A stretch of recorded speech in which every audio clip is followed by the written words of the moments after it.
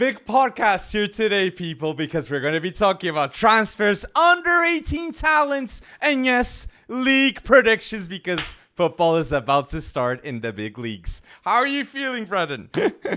I'm not yet recovered from that insane remontada that we saw over in the Portuguese Super Cup. But beyond that, beyond the Olympics, beyond all the bubbling transfer rumors and all that, I'm doing okay. I'm hanging in there because it is football central here.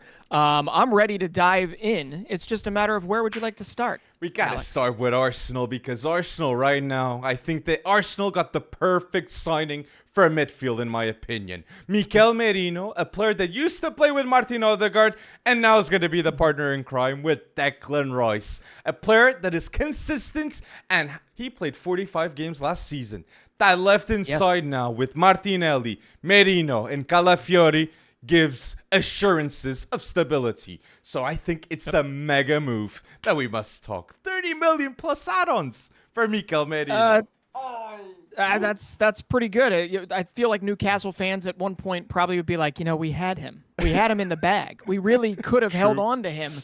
Obviously, that was pre-new ownership, but Exactly. Mikel Merino basically turned into the João Palhinha of La Liga. True. And I think he's going to be a wonderful, wonderful addition to Arsenal. Still not exactly what they need just yet, but man, they're getting closer, Alex. They're getting closer to that striker. Right? Very true. Very true. And Merino, there's also a mega stat that Merino just shows that this is what Arsenal needed in midfield next to Declan Rice. He's the player in the top 7 leagues with most duels won. 326 duels last season won. And Partey was not always available. Merino, we can expect him being that guy, and we saw in the Euros a clinical goal that, yes, it was important for Spain to go through in 100%. that game. But I agree with you.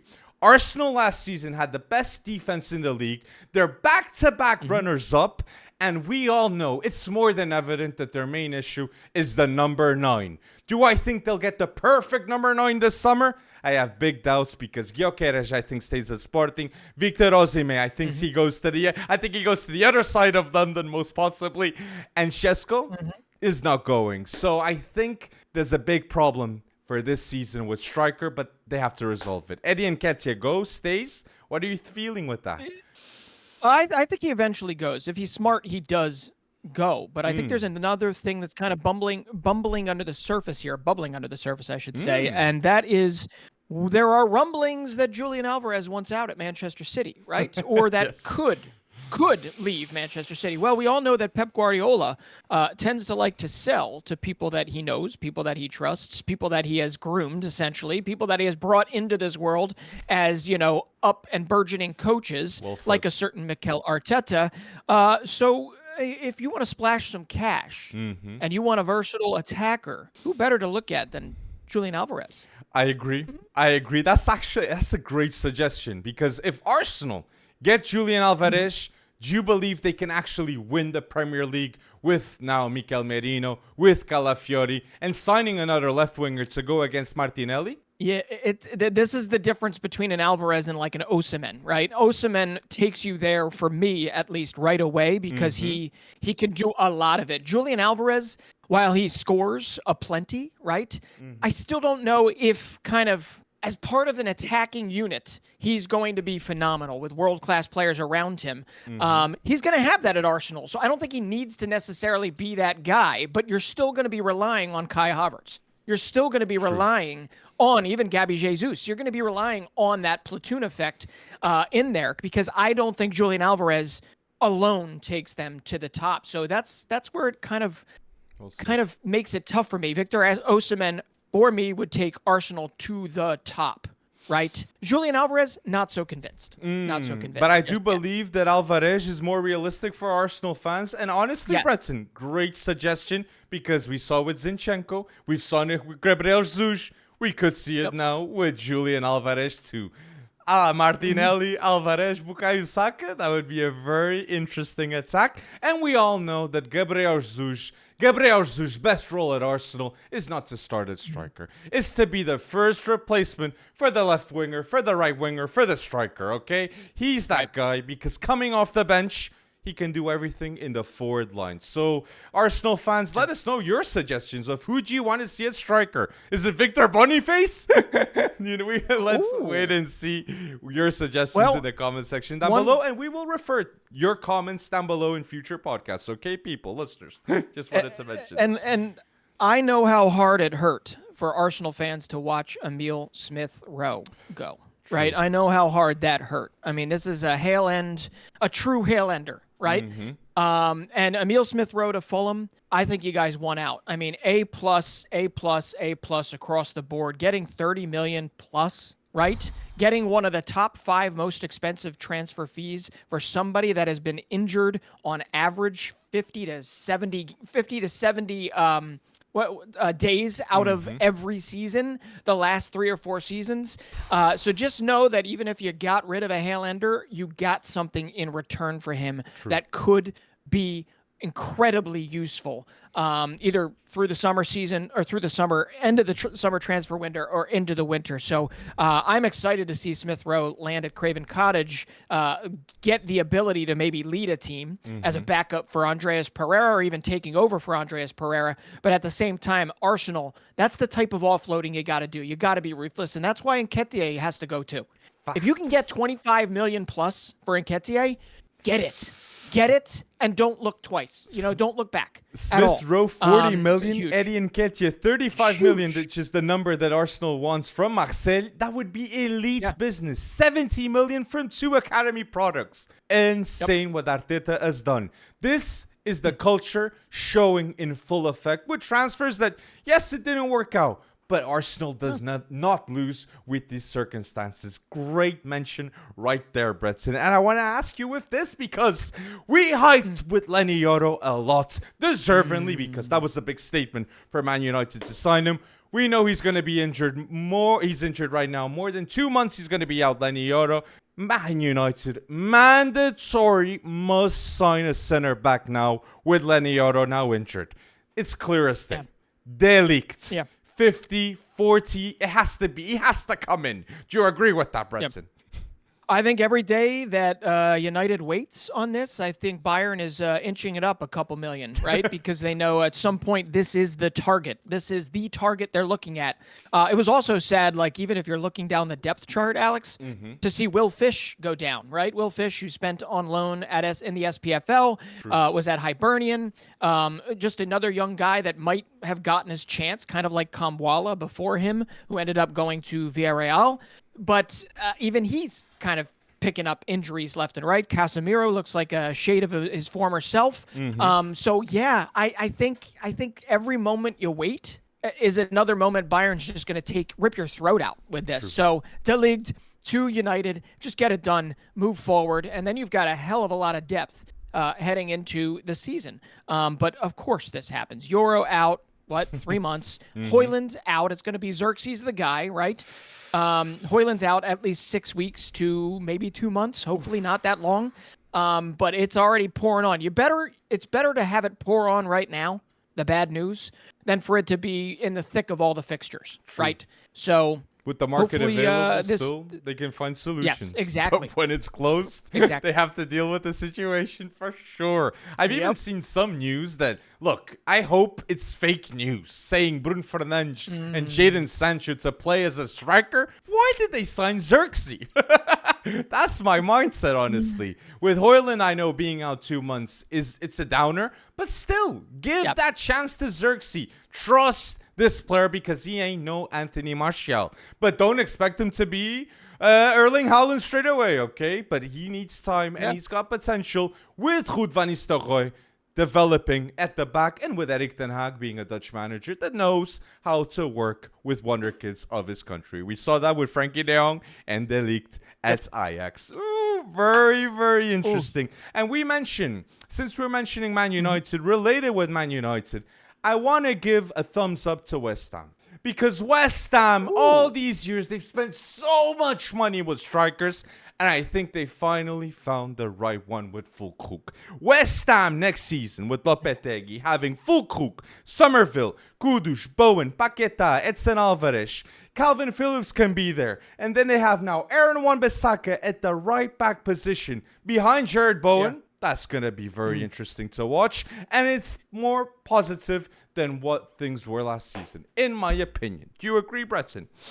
I do agree in some respects. Like, action is action, but they're overspending all across the board here. $47 million for Max Kilman, right? Yeah, $30 million for Crescencio Somerville.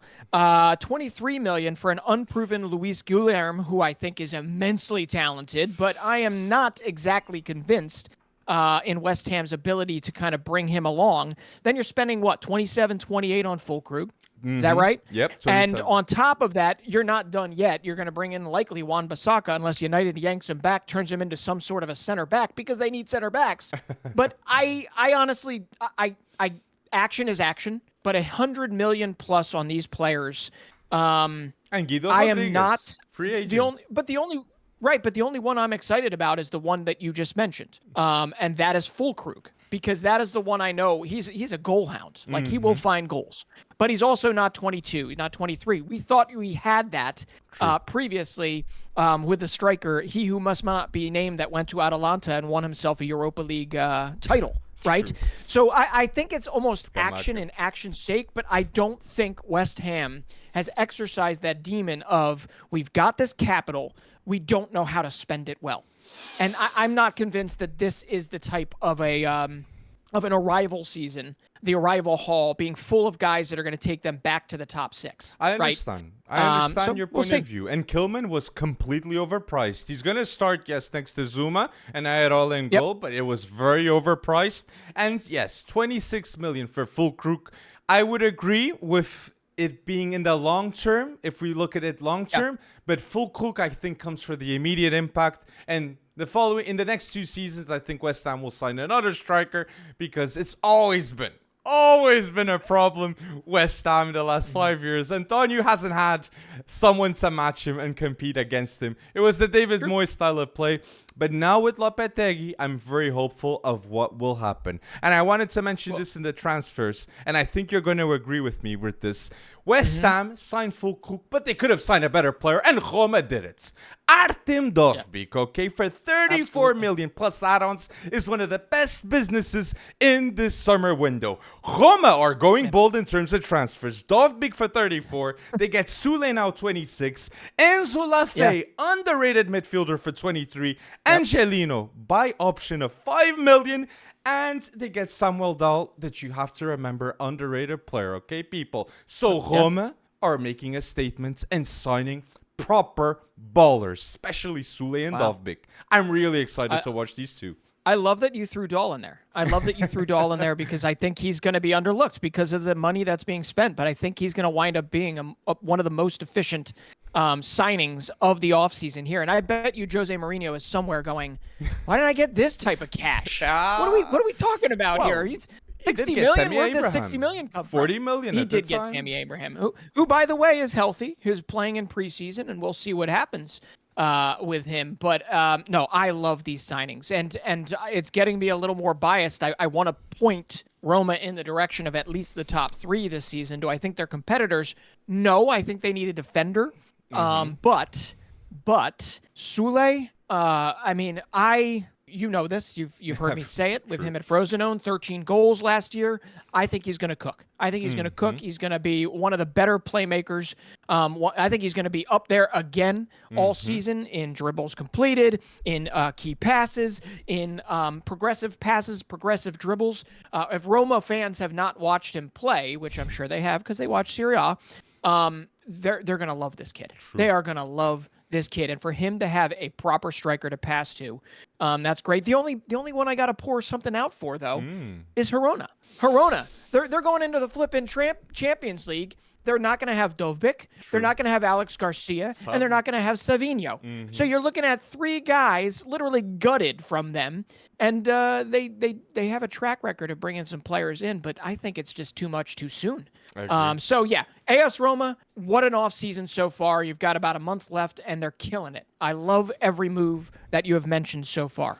great. And let's see with Juve, because Juve is for sure gonna have offloads. Matthias Schule, I was very sad to see, but I think McKennie's gonna leave. I think Kostic is gonna leave. Yep. I have here in my notes, Chiesa saddens me, but he's gonna leave. Chesney's not gonna start anymore. He's gonna leave. So a lot of moves still are pending in this transfer market, and that's why it's so exciting. Okay, we're still in the starting stages of August, and all these moves are pending. It's mad. Well, and mentioning Dovbyk, Yeah. we gotta say, because Atletico, it was Dovbyk or Sarlov. What a signing Atletico did with Sarlov, in my point of view. This is a player that in La Liga will score more than 25 goals in the league, and now they have a team that we can say it looks like a Simeone type of team. With Lenormand now being signed, we feel, I at least personally, I feel that Atletico de Madrid are going to have a big season. I know Mbappe's at Real Madrid, Lamine Yamal's now going bold at Barca, but Sarlov, the possibility of Julian Alvarez, Lenormand, Conor Gallagher for 40 million. This is a new team at Atletico. And don't hate on Conor Gallagher, because Kieran Trippier was successful at Atletico. Successful, okay? So I expect Conor Gallagher to have the same output in this team. So exciting times. Exciting times for Atletico. It's very, very exciting times, because you have to remember, it's Morata out, Depay out. Right. True. And I think Diego Simeone loves the idea of Conor Gallagher in his midfield. So I agree. And if they get Julian Alvarez, amazing. I mean, Griezmann's got to be sitting there. Griezmann's probably already done this on Football Manager, right? Pablo Barrios is showing everybody what he's about in the Olympics. That's going to continue to happen. They also have Vermeeren, who definitely needed his time to transition into La Liga.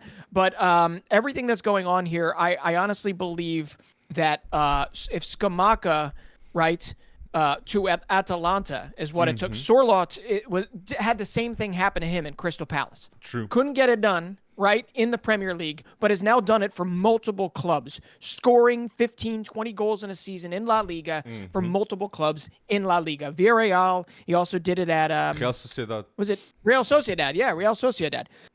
Who is another team we got to talk about here, because I'm going to tell you right now, Alex, biggest bargain. Most underrated transfer. So you got it. 10 million euros. Get the heck out of here. I mean, that is insane for Luka Susic. Facts. Yes, there is injury issues to worry about, but Luka Susic is every bit the baller. I cannot wait until he gets his just dues for the new Croatia. As Croatia progresses into the future, he will be a big part of it. Yes, he needs to stay healthy for that to happen, but Real Sociedad is an insanely, efficiently well-run club that I love to see do well. And unfortunately, every season, everybody knows that, and they come poaching them. Isak, Odegaard, right?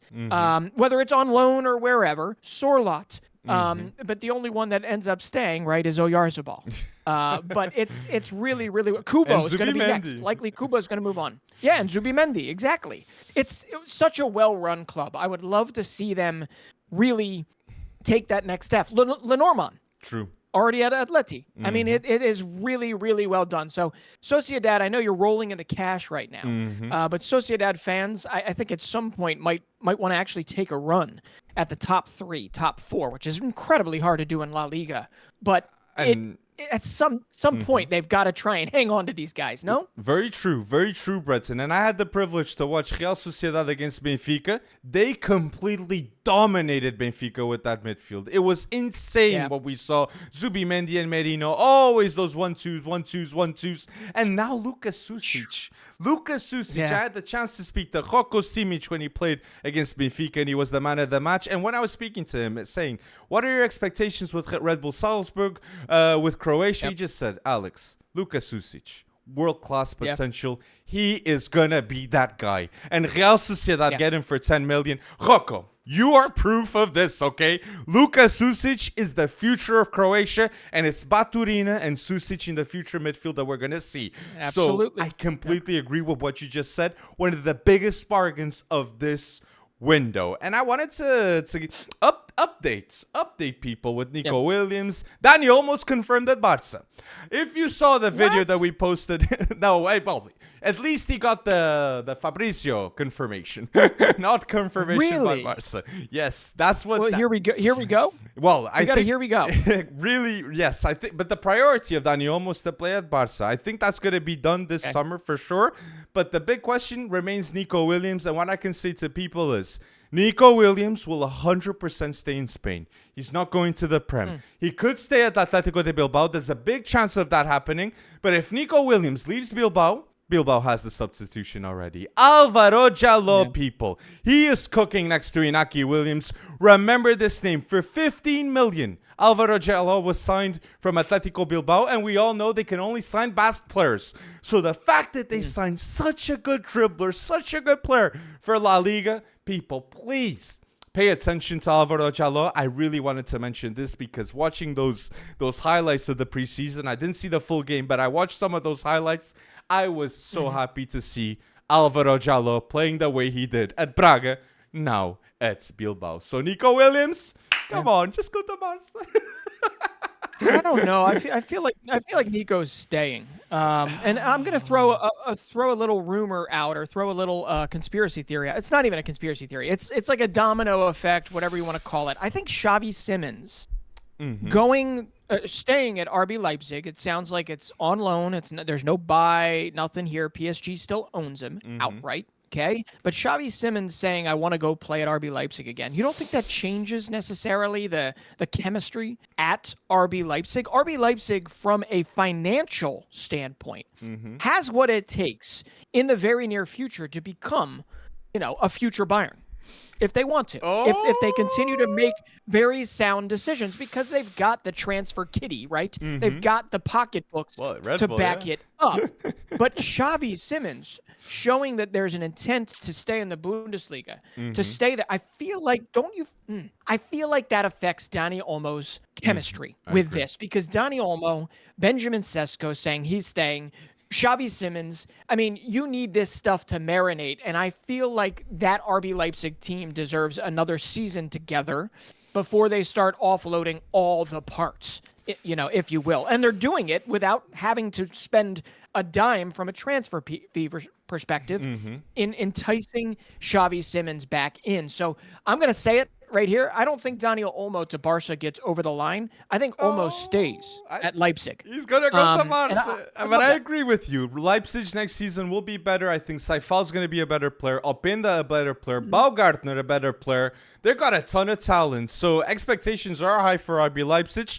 And the project is clear. The intent is to win the Bundesliga, and Bayer Leverkusen did it first. So they've got inspiration. It's not anymore the Bayern Munich Bundesliga. It's up for grabs right now with Kompany. That is a doubt. It's a doubt right now. But the output that Kompany will have at Bayern Munich as a manager. Well, I mean, I gotta doubt that. What has he shown otherwise, aside from being a hell of a captain for Manchester City?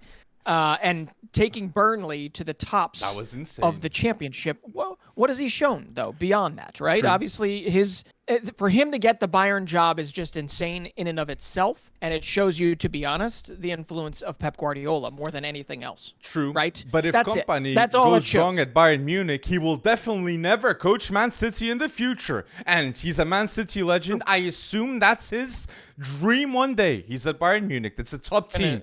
But if he goes wrong, it's over. It's over. Yeah. Especially when Xabi Alonso is a possibility.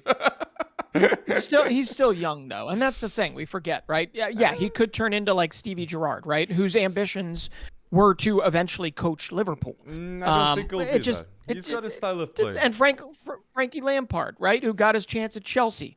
I mean, Kompany could do the same way, but they're still young. I mean, I don't even think they're 40. What? Gerard's like barely 40, 42, 43. And I mean, Kompany is the same way. He's got plenty of time. It was over-optimistic with a lot of those moves. Like, Ian Maatsen was phenomenal with the championship. That was fantastic to have that youth player. But, like, Zekia Abdouni, when you go to the Prem, like that's a big risk for a team that needs the sureties with Burnley. So I think that was more of the transfers than his style of play. He was too optimistic, in my opinion, with those moves. And the last thing with transfers that I wanted to mention, it's João Neves. João Neves now going to PSG. Look, people, I'm going to go bold and say right now the best under 25 midfield in the world, starting players. Pedri, no, I was going to say Barca. Vitinha, Warren Zaire-Emery, and João Neves. I believe these three players are going to play together, and I'm very optimistic to see Luis Enrique developing João Neves because the talent, the potential is immense. Or from what we're going to see of a Portuguese international. He will not leave the Portuguese national team. Like we saw with Renato. Wanted to mention that. But it just feels, I don't know. I mean, we're only like 4 or 5 months, not even that, from calling João Neves the $100 million midfielder potentially and all this. And it just seems like he's being offloaded against his will in some respects. I feel like that's maybe a little too harsh to say that. But it just doesn't feel like João Neves wants to leave Benfica. What I can say is he loves the club. He loves the club. And something that this season, mega respect for João Neves as a man, for me, not just as a player. I love to see him play. I think he's extremely talented. But as a man, his mother died. And days later, he played in that Europa League game against Rangers. And he was one of the best players in that game. So to lose your mom in cancer and have that output for the club that you love, that's not a coincidence. That's something that you do from your heart, from something you love to do on a daily basis. And he clearly appreciates Benfica for the position that he has in the world that we live in right now. But I can't confirm or deny, Breton. But yeah, I get that feel. I would love to have seen João Neves another season here in Lisbon. That's what I can say. Yeah. But I don't mind Enrique coaching him. Being fair. Yeah. Well, no, that's true. I think a lot of this, I'm still reacting to the Xavi Simons not wanting to go to PSG. I think that might have been a large part of making PSG a further along as once again a potential UCL contender. And now they're kind of back to square one. You're right. They have an incredibly impressive midfield. But João Neves playing for them, he's gonna lay it all on the line wherever he goes. But you're right. There was not a safety net. There was support that he felt at Benfica that I don't think you had to rush him out the door. I think he's still, yes, there's always the risk he's going to get injured, always at risk. But I think he was still going to be at least a $70 million midfielder next summer. I agree. It's like Diogo Costa. Diogo Costa stays at Porto this season. He's still going to leave for the same price tag in the following season, in my opinion. So I understand that point of view. It's very true, Breton. Well, and with Xavi Simons has a no buyback clause, though. Xavi Simons, if everything goes right with the contract, what it states is he's going back to PSG. So let's wait and see if that will be the case. But with Xavi Simons going to RB Leipzig, there's another surety we can have in the transfer market. Bayern Munich are going to go 100% now for Desiree Doué and the left-hand side, Jamal Musiala in the middle, and Mikel Olise at the right wing. No more excuses, Harry Kane. A title must come when behind you got these three amazingly talented midfielders and wingers. It's insane what we can see next season with Bayern Munich. I'm very optimistic, and even Pavlovic too. Pavlovic could have a big season with Kompany, and I'm a bit skeptical that Goretzka will be the same midfielder that we've seen with other managers like Tuchel, like Hansi Flick. I am not so sure that with Kompany, he's going to be as good. Why? Because Kompany, mandatory a midfielder that plays with Kompany has to have great decision making. And Goretzka, at times, he does that wrong pass. He does the thing that you shouldn't do, and he loses the ball, and there's a goal. But Goretzka is a great player. but Alex, his muscles are bigger, right? That was the focal point for a whole year and a half. His muscles are bigger. Going back really, really quickly, because I just remembered something. RB Leipzig, Dani Olmo, you know what? Get him out of there. Let him go to Barcelona. Why? Because guess who Leipzig is going to sign? Oscar Glau? They're going to sign Bilal El-Khanous.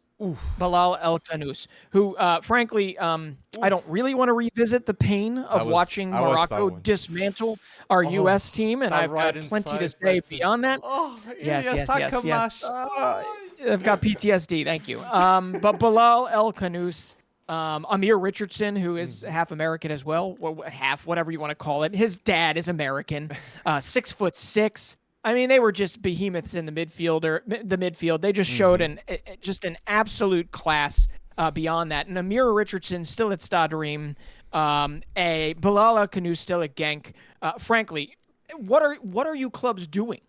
If you're not poaching this Moroccan Olympic team to come get them. Alouati, too, who's also at Genk, the left back for Morocco. I mean, they systematically dismantled us. They deserve every bit of success that they have, just like the Moroccan team in the World Cup did. So good for them. Good for the whole Moroccan Federation for getting the right guys, giving the opportunities to these guys. And I think El Kanous over Olmo, I think he'll do better there. I think he will do better there. He will stay healthy. I'll give him that much. And that, in and of itself, El Kanous with Xavi Simons gets me real excited. Oh for my! Sure. And Genk fans too. They have Karetzkas. That's going to play more football. Amazing! Exactly. It's amazing. But Morocco. Just wanted to say my last thing with this. I hope Morocco wins the Olympics because they're really excited to watch Abde Hakimi as a leader. Yep. Oh my days! I feel history is happening in plain sight, and it's beautiful to see. Elias Akamash is one of the best young dribblers that you can get at the right wing right now. Those moments, those dynamics, I was so shocked from what I saw. And Jan Koto, 25 million plus 5. That was also a very interesting deal from Dortmund. But let us know down below, what are the transfers that you'd like to see that we didn't mention? And we will mention your comments in future video podcasts here at FC Wonderkid. But now, will Chelsea play better football next season? The big question in everyone's mind right now that follows the Premier League. What are you thinking, Breton, here? Will they play better football? I'm going to tell you right now that if we're going off their transfer record so far, they have brought nobody in that even threatens their 11. Period. Nobody. Not one. Not one person. Wiley, Gooseberry Hall, Jorgensen, Renato Vega, Amari Kellyman, Mark Guy. I don't know how to say it. He'll be and the then third you go to their striker, defense. You go to their defense. You've got Wesley Fofana, Levi Colville coming back from injury, hopefully going to be in there. Benoit Badiashile. You've got Axel Disasi. You've got Tosin Adebayo. I think his name's right. You're probably pushing out Trevoh Chalobah because apparently the fact that you're part of the youth academy at Chelsea is more of a negative than it is a positive. They're just commodities to be bandied about. As far as this squad goes, the only thing that is working for them, there's two things that are working for them. Enzo Maresco's a new face. A new face that had Leicester playing incredible Vincent Kompany Burnley ball in the championship. Only to almost piss it all away, excuse my language, but throw it all away near the end of the season with some of the worst form with injuries and all that good stuff. That's one of the good reasons, a new guy in Enzo Maresca that has shown interesting progressiveness, and if that's a word. Like Fatawu. And good with talent. And then also you have a clean slate. You have health so far. You have Romeo Lavia, you have Cristo Nkunku, basically 2 new signings. Wesley Fofana, 3 new signings without having signed them, okay? True. But if you're going to go off transfer record alone, I don't understand a dang thing that Chelsea is doing. They're still collecting lesser talents, in my opinion. They're collecting lesser talents now just to, I don't know, what? To complete the Pokemon collection? What is the point of bringing all these players? You have 41 squad players. 41 squad players. I don't know what Maresca's doing if he has to literally address a village every morning trying to figure out who's going to be his 11. But when all is said and done, I don't think they've improved themselves in the standings, and I don't think they've hurt themselves in the standings. They have what they need to finish top 5 potentially if everyone stays healthy. They do. They always did. But what they are is they are a striker away, very likely, a surefire striker away. But they've already spent on 11 players, 9 players, whatever the heck it is. I agree. I really don't understand what's going on here. No better, no worse. I expect just something new, but I don't expect a improvement in the standings just yet based on what they've done so far. And frankly, they've looked like crap.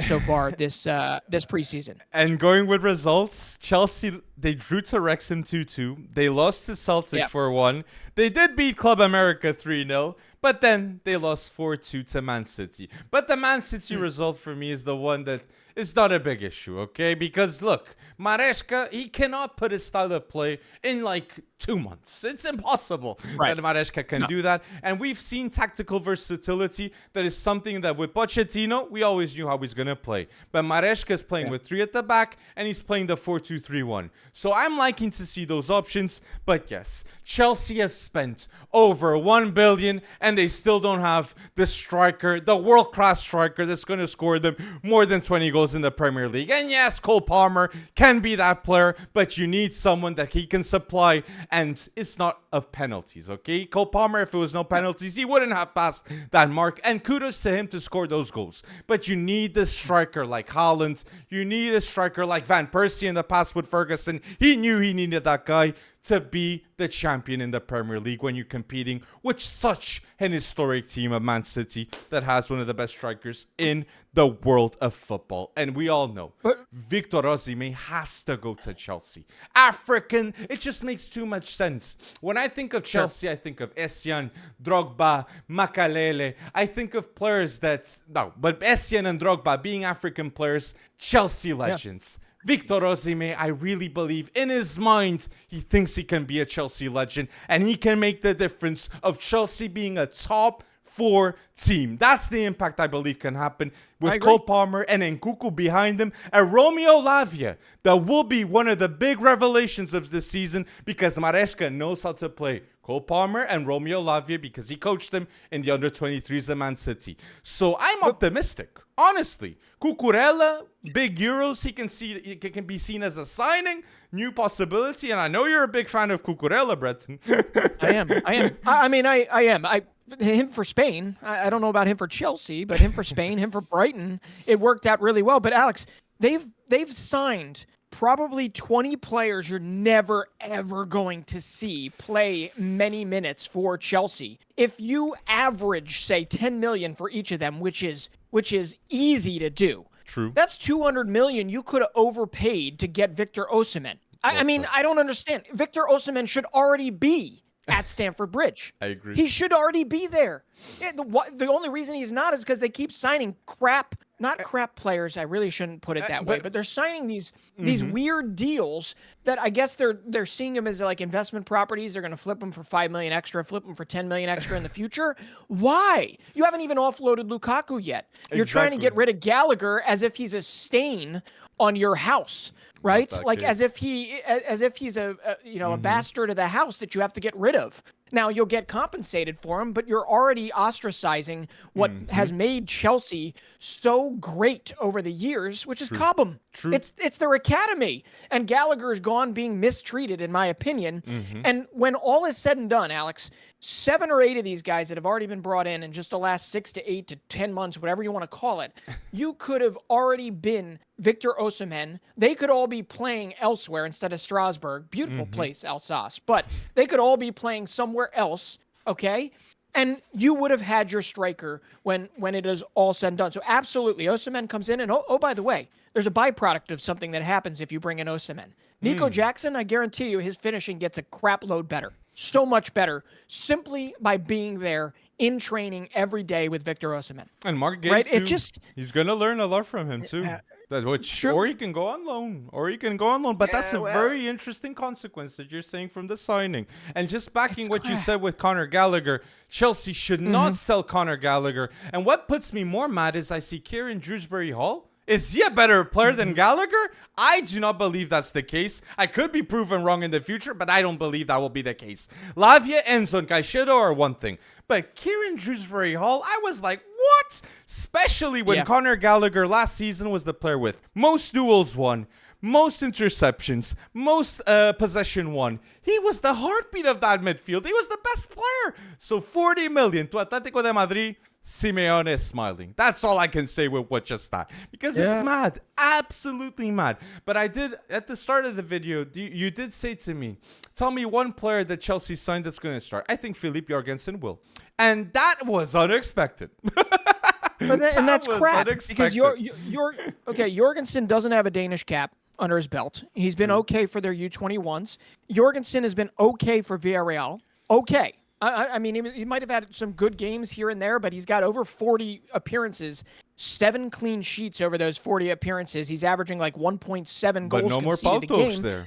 No more Pautos. And he's got little, yes, but he's got little to no European competition. If you're hiring somebody, if you're bringing somebody in to be the number one, to fight against Robert Sanchez, to fight against Kepa, who's supposedly leaving, he probably is. I'm with you there. To literally throw it all in the face of Petrovic, who is like one of the only decent things about not the end of the season, but like the last 6 months of the season last year, right before they did pep up near the end. I just feel like it's another way to just ostracize and make the rest of your squad players feel like absolute and utter crap. I'm all for competition, Alex. I'm all for competition. But they have 40-plus players on their roster right now. That's not even counting the people that they've already sent off to Strasbourg, like Andre Santos. True. Okay? Andre Santos, who we once were talking about as being one of the best young midfielders. Yes. And now we're not going to see him. He's going to be tucked away in Alsace for the next year or two, offloaded to probably Nottingham Forest in the future. I honestly, I don't understand what the point is of doing any of this, and it's beyond Bowley now. It is now the Avengers that they've assembled in that front office, and I have not seen a good move made from them yet. Philip Jorgensen is a decent goalkeeper, yes. Philip Jorgensen is not the next Peter Schmeichel. He's not even close to Kasper Schmeichel. Okay? He's young. He's impressionable.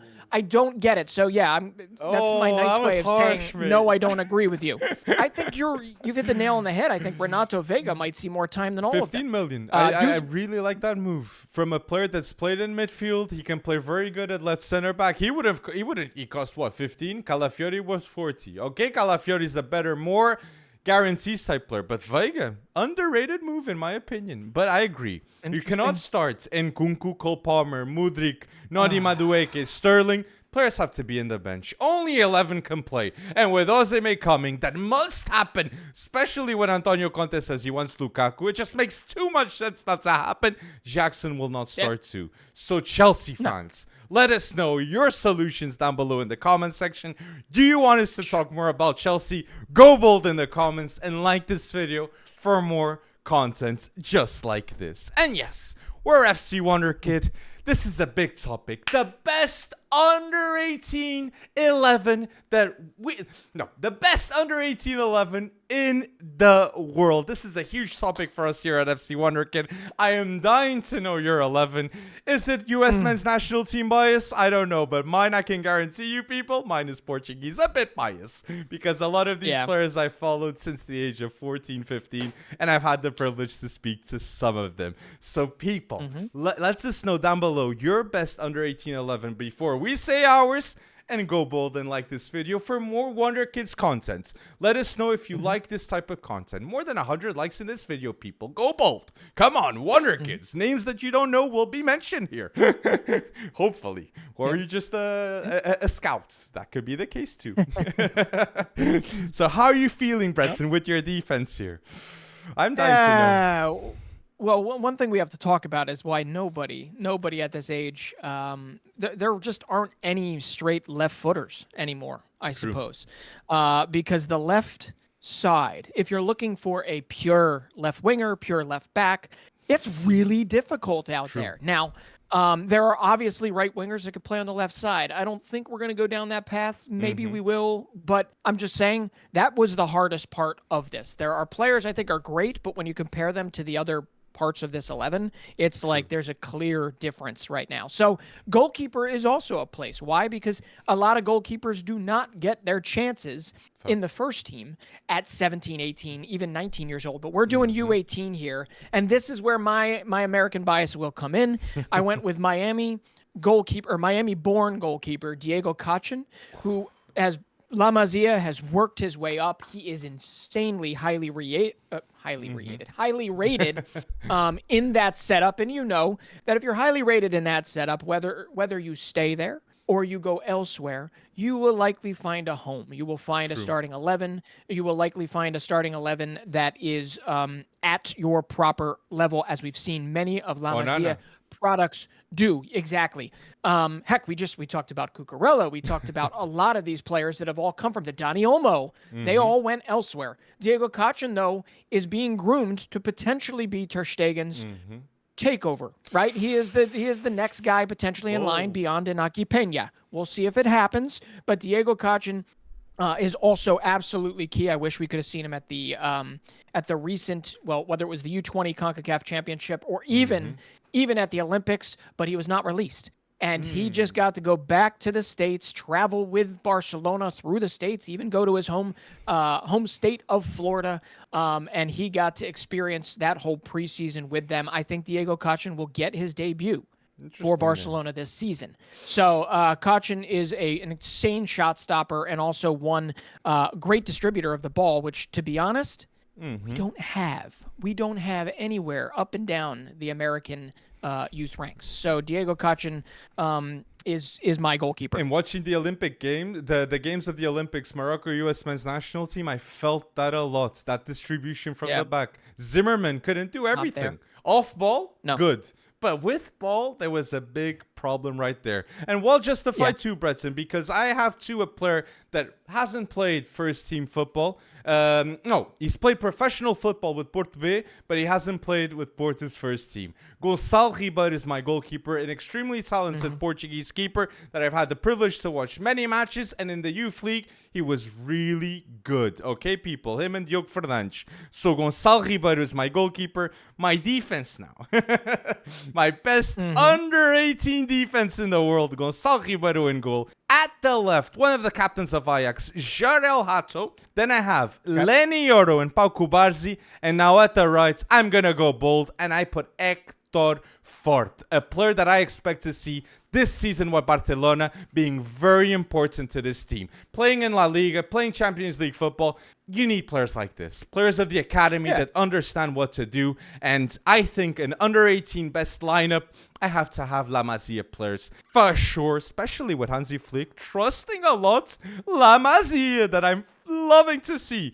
But yeah, it was a tough choice between Hector Fort, Archie Gray that played right back in midfielder, and Pedro Lima. Great signing from Wolves. These young right backs are for sure players that you must know, and Pedro Lima will start for Wolves next season in the Premier League. 18. Really? I think he starts, I think people will know about Pedro Lima, Rodrigo Gomes and Pedro Lima, but Rodrigo Gomes he's not under 18 anymore. But I wanted to mention Rodrigo. Right. Bora lá, Rodrigo. Well, throw another right back out there to watch, though he's not in mine because I have Hector Ford as well. But Yoram Zague from PSG, who earned his debut last season. He is definitely somebody that you're going to want to watch because I think he will get more time this coming season. But be in front of my goalkeeper, Diego Cachin. I am going with left back, speedster, Fluminense. I think you're going to see a whole lot more of him. He's already had his debut for Fluminense, but he will work his way into the Brasileirão this season. And that's Esquerdinha. And funny thing is Barcelona already has him on their menu because he's somebody that can be had for relatively cheap, slot him into Barca B, and then hopefully bring him up and hopefully have more success with him than Real Madrid had with Vinicius Tobias, who ended up having to go back to Shakhtar, right? But Esquerdinha, Fluminense, if you don't know him, you will know him in the very near future. My center back pairing is Pau Kubarsi, Barcelona, obviously. Lenny Yoro at Manchester United, although Jarel Hato I wanted to put there at center back. Vuskovic, I'm like this close, man, because Luka Vuskovic, I don't understand how good he is, how he is that good aerially. He is phenomenal. I mean, like at 17 years old, like Tottenham, you are going to absolutely love when this kid makes it. I see it. Agree. I see it in the future. It has to happen. It has to happen. But he's already off the mark in a good way, or on the mark, whatever you want to put it, for Westerlo.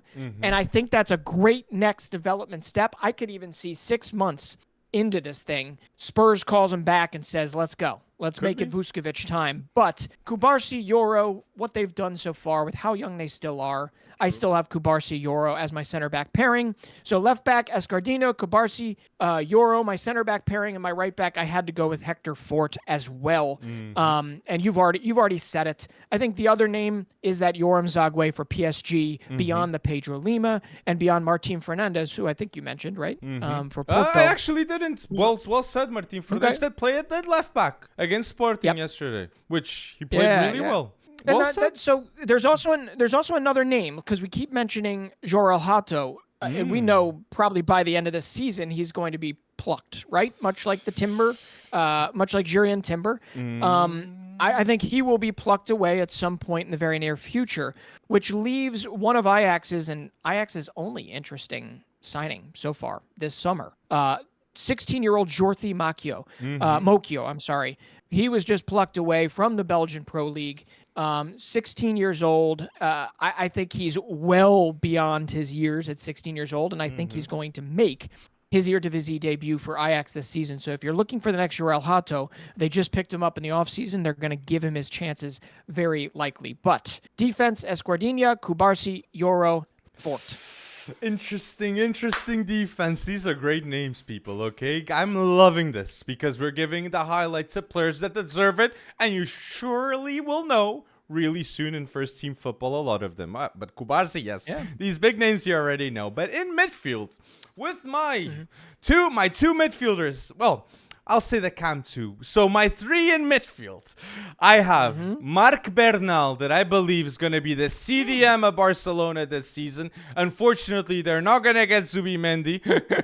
I think Marc Bernal is going to get that trust. So my CDM, Marc Bernal, and next to him, I have to put Warren Zaire-Emery, that he's already one of the best midfielders in Liga at such a young age. And what he did in the Champions League was insane against Dortmund especially. And my cam, I'm going to be biased, but I can guarantee you people, he's one of the best talents in the world of football with Rodrigo Mora. Big season ahead. Technically, decision-making is insane, and he's my favorite Portuguese talent to watch. So my midfield, my best under 18 midfield for next season, I have Bernal, Warren Zaire-Emery, and Rodrigo Mora. But attacking mids, this is a debate. Yeah. This is so many options.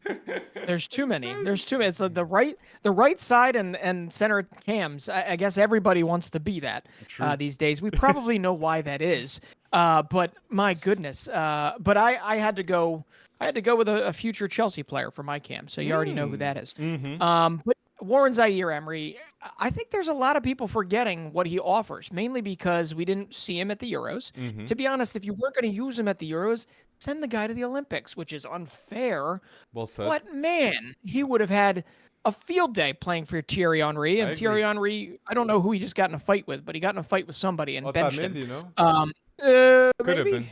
I forget who it is. But Warren Zaire-Emery is definitely my center mid. If you want to find another one that's like him in Ligue 1, Ayoub Bouhaddi, who's debuted for Lille, is somebody I think is going to have a much bigger part to play for Lille this season. So if you're looking at Lenny Yoro, he could be in the respect of getting 25, 30 plus Ligue 1 games under his belt. Ayoub Bouhaddi could be that this season, that breakthrough that Lille has. But Warren Zaire-Emery is the first in my midfield. Second is, I'm going with a little bit of Spurs bias here because I loved him in the Allsvenskan. I liked him the moment Spurs picked him up. I didn't expect him to literally take the blindfold off of all of us. Lucas Bergvall's ready.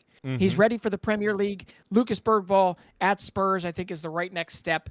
So I'm putting Lucas Bergvall right next to WZE. And then my cam is Kendry Páez, man. I think he's better than Echeverri. I think he's better than the majority of players out there right now. He's been doing it for Ecuador. He was one of the better young players in the Copa America. And he's done it at Copa Libertadores. He can do it at all levels. I think he's only going to grow the next year or two.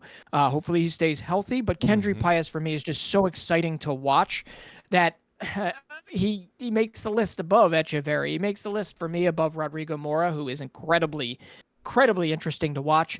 But yeah, Kendry Páez is my cam to watch this coming season. Love it. I feel like Chelsea wishes they could get him in the lineup like now, right? No, Nkunku Palmer. Well, give him another year.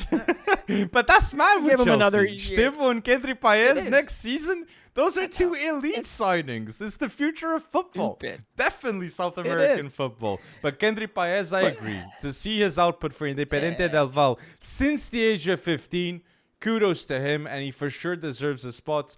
And I like what you're saying. But Rodrigo Mora, you know how I feel with him. I'm just too sure. But there's others. But with Paez, Liberali, also of Milan. Great. True. Under 17 euros.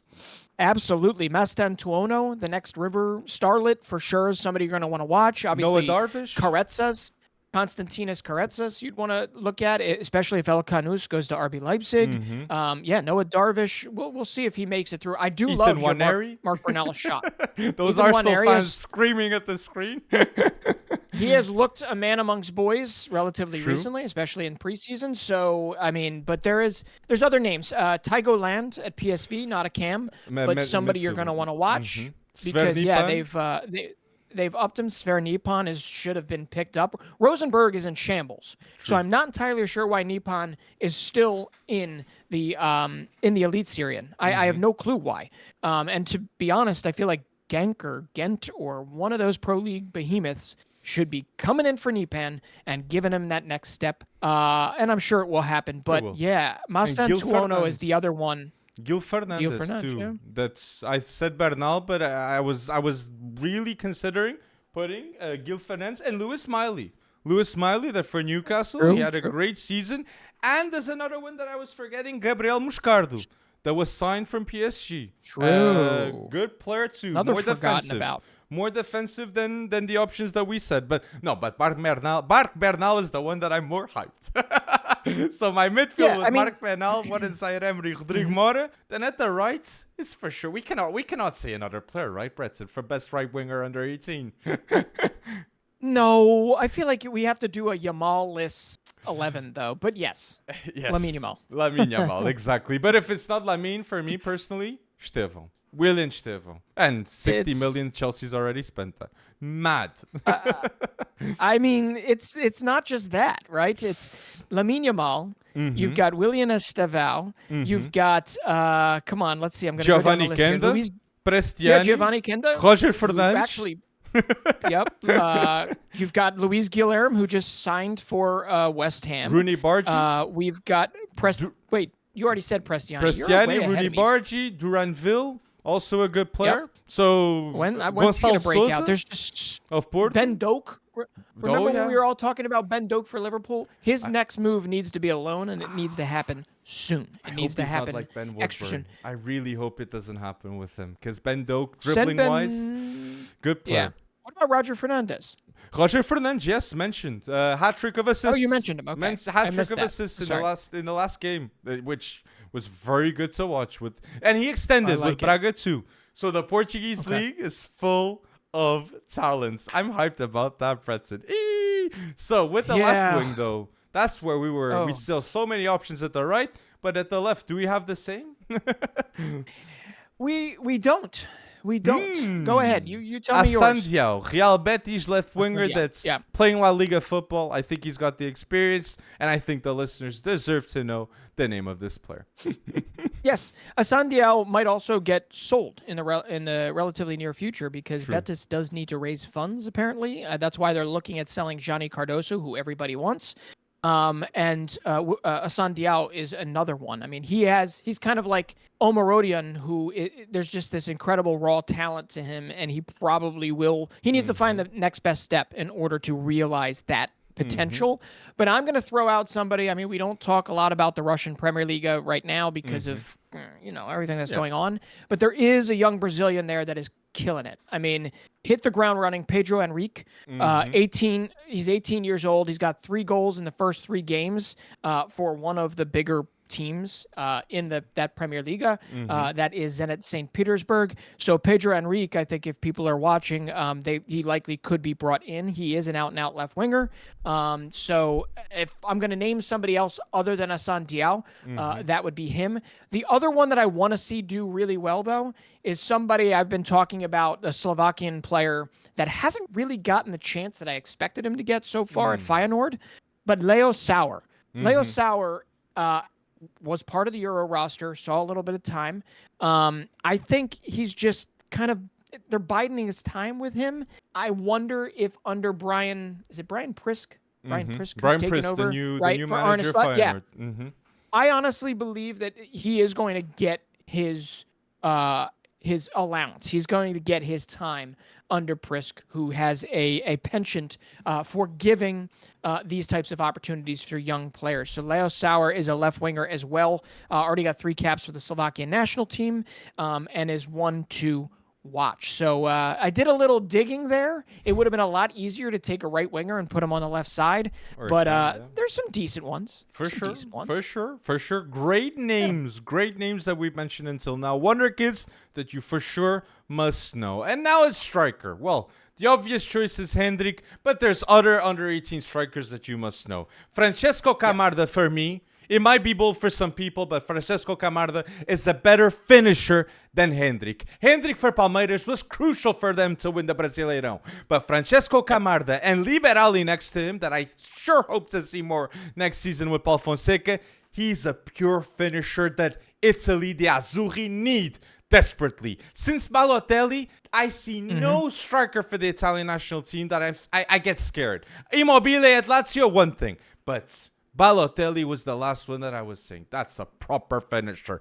Camarda, I expect him to be that player because watching the under-17 final of Portugal against Italy, Camarda was insane. Insane game. And not just scoring, dribbling, the way he plays with his teammates. What a player. Got size, Francesco Camarda. speed. Size, speed, exactly. Yeah. Pure athlete. And watching the video, right, just video of him in training right now, he doesn't look like a boy amongst men, right? He just looks like a kid that is ready to actually play a part in a chase for a Serie A title this coming season under Fonseca. So I agree with Camarda. I do think, though, Endrick is going to need a year. And if you expected like Vinicius before him, like Rodrigo before him, the people that are jumping off the Endrick ship so quickly. And now I know everything is accentuated, is a cesspool like when you spend too much time on Twitter, on X, or whatever you want to call it. It trends more so to the negative than the positive. Endrick is still an insanely generational talent that I think will make it over time. If not under Ancelotti, it will be under Xabi Alonso after him, right? But I we think already know Camarda that will be about better. Endrick. I think Camarda might be a better striker in 5 to 10 years' time. But that's the big question, people. Let us know down below what you're thinking. Hendrik, Camarda, Agustin Roberto for River Plate, and he had a really good under-17 World Cup. Semih Kılıçsoy, Besiktas future and Turkish future, and even Anya Kande. Good name too. And Anya Kande of Porto, which he had a really good youth league. I wanted to mention him. 15 years old. But Elena Kena, man, youngest ever to debut in League Two, moves to Royal Antwerp, scores a UCL goal, if I'm not mistaken. That was against Barcelona in a pretty shock win, even though it didn't really mean anything. But Royal Antwerp scored some big goals for them, and now makes a move to Monaco. Which is really, really intriguing. So it's going to be Elena Kena. It's going to be Balogun. I think Ben Yedder's gone, but they're going to have a pretty young strike force, only 17 years old. So that's another name you have to watch. I love it. What an exercise this is. But just recap of my 11, my best under 18 World 11 I have Gonçalo Ribeiro in goal, Gerel Hato, Pau Cubarsí, Lenny Yoro, and Hector Forte in my defense. My midfield, Marc Bernal with Warren Zaire-Emery and Rodrigo Mora in that camp possession, but Kendrick Paez and Liberali insane. Right wing, it has to be Lamine Yamal. Left, Asandiao. And striker, I'm going to put Francesco Camarda. But yes, Hendrik is the obvious choice. But listeners, Francesco Camarda is coming to be the best finisher in the world of football. You've been warned. You've been warned. All right. Mine is, you ready? Goalkeeper is Diego Cachin. Left back is Escardinha at Fluminense. My center back pairing is Cubarsí and Yoro. Right back is Fort. My midfield is Zaire-Emery, Lucas Bergvall at Spurs. Watch him. Kendry Paez, who I think is better than a lot of the cams at this moment in time. My left winger up top is Pedro at Zenit St. Petersburg. Striker Endrick, I got to go with him, although big ups to Elena Kena at Monaco, and Dagim at RB Salzburg, somebody you've got to watch, and right wing, Lamine Yamal. But you know what? I'm going to throw out Roger Fernandez because I think he's primed to have a bigger season this coming season for Braga, especially if they want to work their way into the top 3. Agree. He's going to be a starter for Braga, but let us know down below your options of best under 18 Wonder Kids. Like this video for more videos just like this. And if you're listening to the podcast until now, thank you so much for your support, people. Subscribe to FC Wonder Kids to see our league predictions, okay, people? We're about to go bold with Premier League, La Liga, Serie A, Portuguese League. All the predictions are going to be in our channel. So, people, support us, and thank you so much for listening until now.